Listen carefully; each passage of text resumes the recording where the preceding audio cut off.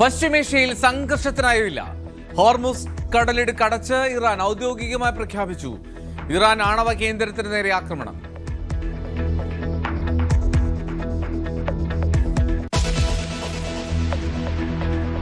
രാജ്യത്ത് ഊർജ പ്രതിസന്ധി ഇല്ല എന്ന് പ്രധാനമന്ത്രി. പ്രചരിക്കുന്ന ഊഹാപോഹങ്ങൾ തടയാൻ സംസ്ഥാനങ്ങളുടെ സഹായം തേടി. ഓൺലൈനിലെ വ്യാജ പ്രചാരണം തടയാൻ കർശന നിർദ്ദേശം. കരിഞ്ചന്തയും പൂഴ്ത്തിവെപ്പും ഇല്ലാതാക്കണമെന്ന് നിർദ്ദേശം. ചുട്ടുപൊള്ളി കേരളം. പാലക്കാട് വ്യാഴാഴ്ച രേഖപ്പെടുത്തിയത് 39.8 ഡിഗ്രി സെൽഷ്യസ്. കൊടും ചൂടിനിടെ വൈദ്യുതി പ്രതിസന്ധിയും. റെക്കോർഡ് ഭേദിച്ച് പീക്ക് സമയത്തെ വൈദ്യുതി ഉപഭോഗം. വ്യാഴാഴ്ചത്തെ ഉപയോഗം 10,908 കോടി യൂണിറ്റ്. വിവിധയിടങ്ങളിൽ അപ്രഖ്യാപിത നിയന്ത്രണം. സംസ്ഥാനമെങ്ങും പ്രചാരണാവേശം. വോട്ടെടുപ്പിനായി ഇനി 12 ദിവസം മാത്രം. പ്രചാരണത്തിനായി മുഖ്യമന്ത്രി ഇന്ന് പാലക്കാട്.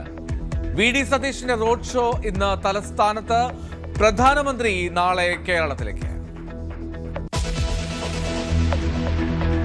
കണ്ണൂരിൽ LDF സ്ഥാനാർത്ഥിക്ക് വേണ്ടി വാർത്താക്കുറിപ്പിറക്കിയ PRD ഉദ്യോഗസ്ഥന് സസ്പെൻഷൻ.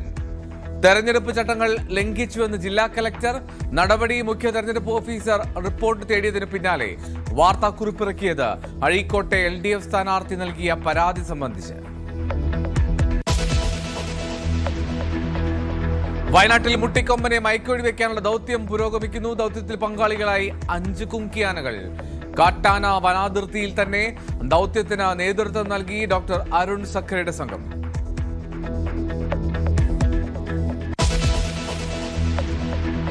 $10 കോടിയുടെ ഭാഗ്യശാലിയെ ഇന്നറിയാം. സമ്മർ ബമ്പർ നറുക്കെടുപ്പ്. ഉച്ചയ്ക്ക് 2 മണിക്ക് വിറ്റുപോയത് 42 ലക്ഷത്തോളം ടിക്കറ്റുകൾ.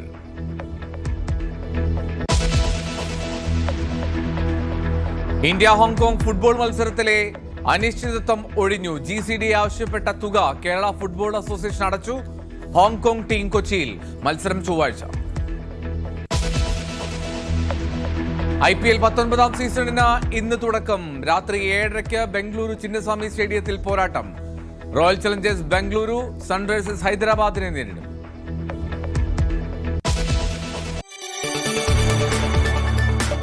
കൂടുതൽ വാർത്തകൾക്ക് News 18 Keralam YouTube channel subscribe ചെയ്യുക.